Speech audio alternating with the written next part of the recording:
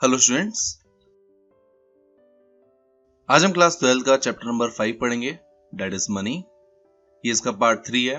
Remaining part के links description में given है, आप वहां जाकर के देख सकते हैं। इस वीडियो का लर्निंग कॉन्सेप्ट है A forms of money, B supply of money and C components of supply of money. सबसे पहले हम फॉर्म्स ऑफ मनी के बारे में डिस्कस करेंगे। फॉर्म्स ऑफ मनी का सिंपली मतलब टाइप्स ऑफ मनी से है। मनी को टोटल 2 कैटेगरीज में डिवाइड किया गया है, जिसमें फर्स्ट है fiat and fiduciary money and second is full bodied money and credit money. सबसे पहले हम fiat money and fiduciary money के बारे में डिस्कस करेंगे, जिसमें हम सबसे पहले फिएट मनी के बारे में समझेंगे। फिएट मनी को लीगल टेंडर मनी भी कहते हैं, जिसका मीनिंग है fiat money refers to that money which is issued by order or authority of the government। इसका मतलब है कि जब गवर्नमेंट की अथॉरिटी और ऑर्डर के अकॉर्डिंग जो मनी इशू की जाती है, उसी को हम फिएट मनी और लीगल टेंडर मनी कहते हैं। It includes all notes and coins which the people in a country are legally bound to accept as a medium of exchange।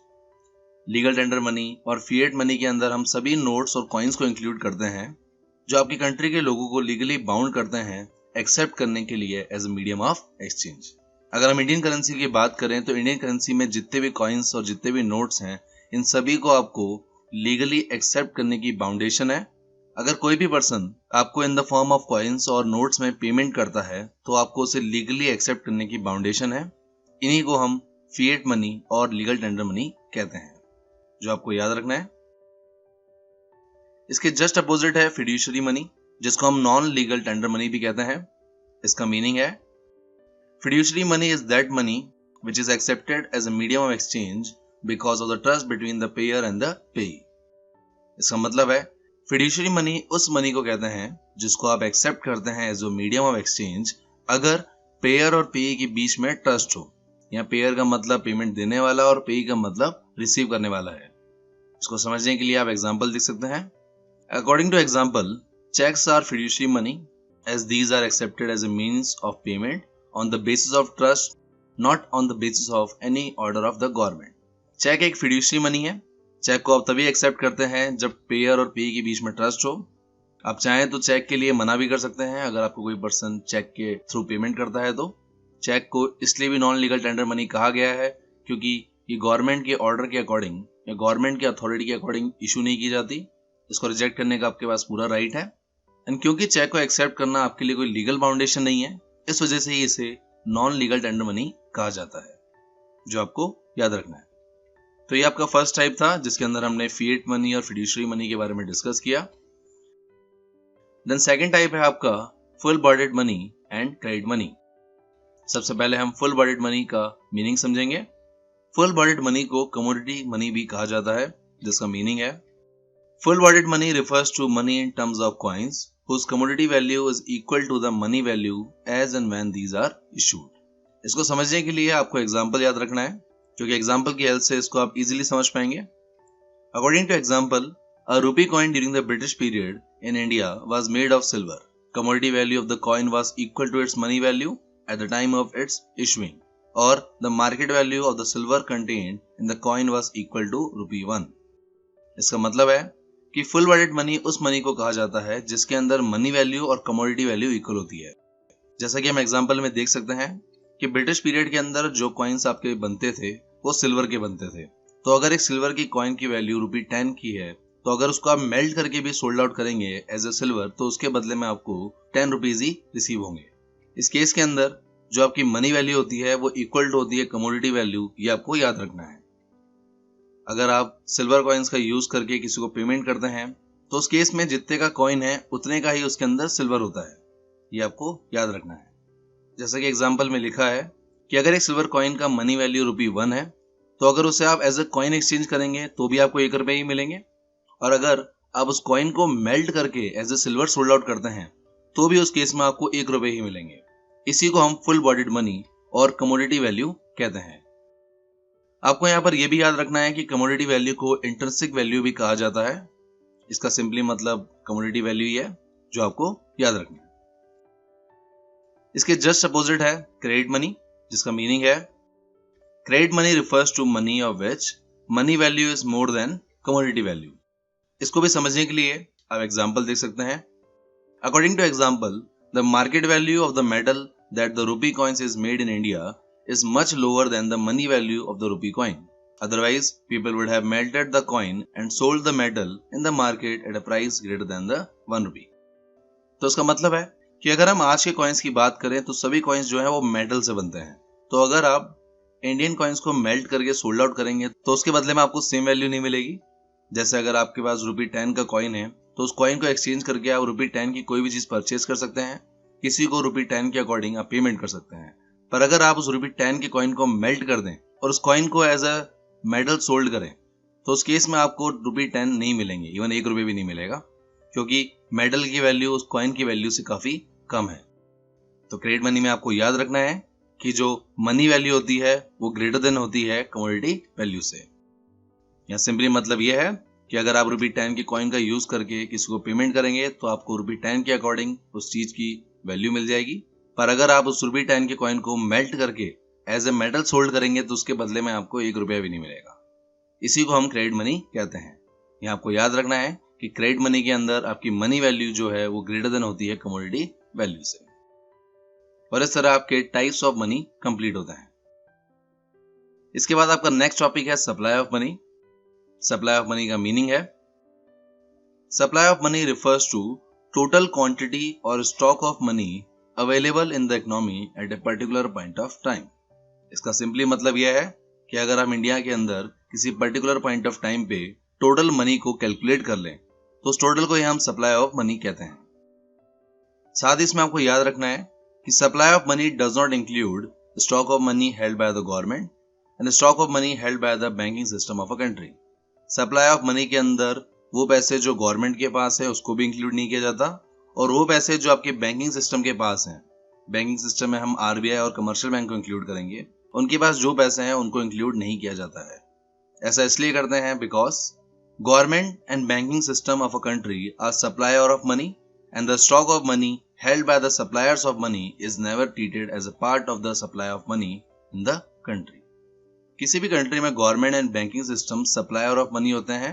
ये वो लोग होते हैं जो मनी को इकोनॉमी में सप्लाई करते हैं, और हम कभी भी सप्लाई ऑफ मनी में सप्लायर की मनी को इंक्लूड नहीं करते हैं।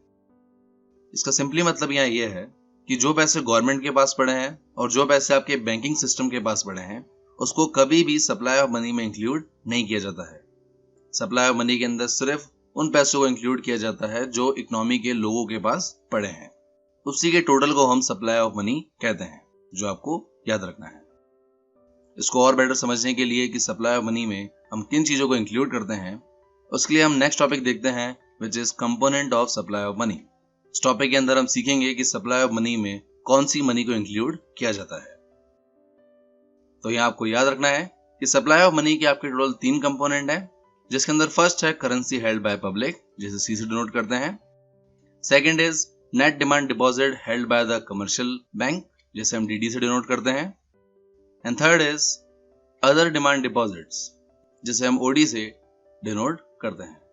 इन तीनों को ही इंक्लूड किया जाता है सप्लाई ऑफ मनी के अंदर।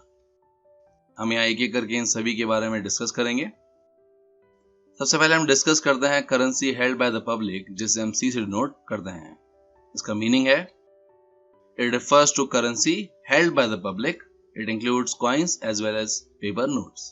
इसका मतलब है कि इकोनॉमी के अंदर जितनी भी आपकी पब्लिक है उनके पास जितनी भी करेंसी है उस करेंसी के टोटल को ही करेंसी हेल्ड बाय पब्लिक कहते हैं। इसके अंदर हम सभी तरह के कॉइन्स को और पेपर नोट्स को इंक्लूड करते हैं। तो यहाँ आपको सिंपली याद रखना है कि जो पैसे आपकी कंट्री में आपके लोगों के पास हैं उसी के टोटल को हम करेंसी हेल्ड बाय पब्लिक कहते हैं। नेक्स्ट है आपका net demand deposit held by the commercial bank, जिसे डीडी से डिनोट करते हैं। इसके अंदर सिंपली वो पैसे पब्लिक के जो कमर्शियल बैंक के पास पड़े हैं उसी को हम net demand deposit held by the commercial bank कहते हैं। पेपर में लिखने के लिए आप इस मीनिंग को याद रख सकते हैं, which is it refers to demand deposit of the people with the commercial banks. These are chequeable deposit which can be withdrawn और ट्रांसफर्ड ऑन डिमांड। इसका मतलब है कि लोगों के वो पैसे जो कमर्शियल बैंक के पास पड़े हैं उनके सेविंग अकाउंट और करंट अकाउंट के अंदर उसी के टोटल को हम net demand deposit held by the commercial bank कहते हैं। आपको यहाँ याद रखना है कि डिमांड डिपॉजिट का मतलब यहाँ करंट अकाउंट और सेविंग अकाउंट के जो पैसे हैं उससे मतलब है, और ये वो पैसे होते हैं जिनको आप कभी भी विड्रॉ कर सकते हो और साथ ही इन पैसों को आप ट्रांसफर भी कर सकते हो। तो ये आपको याद रखना है। एंड आपका लास्ट कंपोनेंट है अदर डिपॉजिट्स, जिसे हम ओडी से नोट करते हैं। इसके अंदर आपको इन 3 पॉइंट्स को याद रखना है, जिसमें फर्स्ट है डिमांड डिपॉजिट विद आरबीआई और public financial institution like NABARD. इसका मतलब है कि नाबार्ड एक फाइनेंशियल इंस्टीट्यूशन है गवर्नमेंट का। अगर नाबार्ड के पैसे आरबीआई के पास पड़े हैं तो उसे हम अदर डिपॉजिट्स कहेंगे।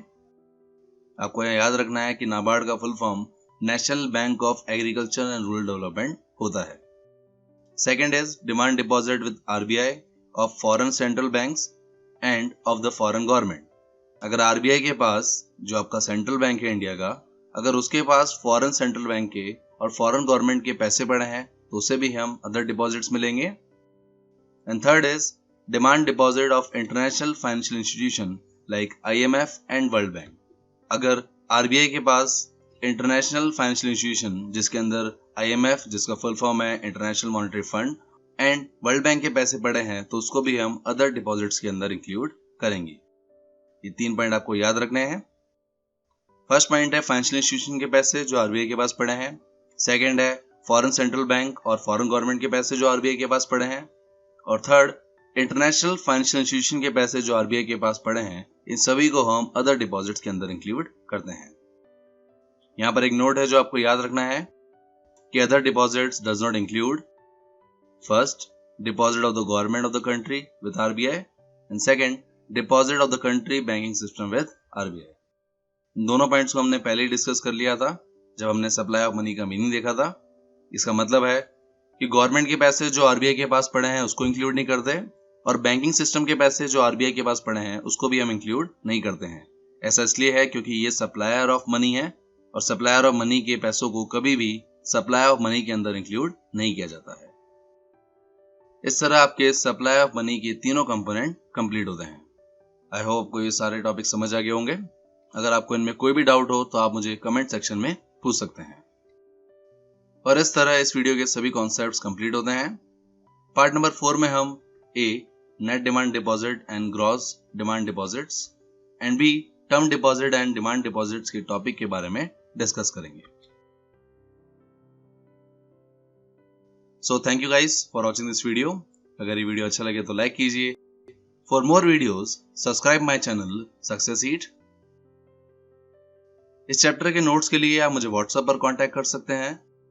साथ ही आप मुझे फॉलो कर सकते हैं on Facebook and Instagram for questions, queries and updates के लिए, and click on bell icon for daily updates.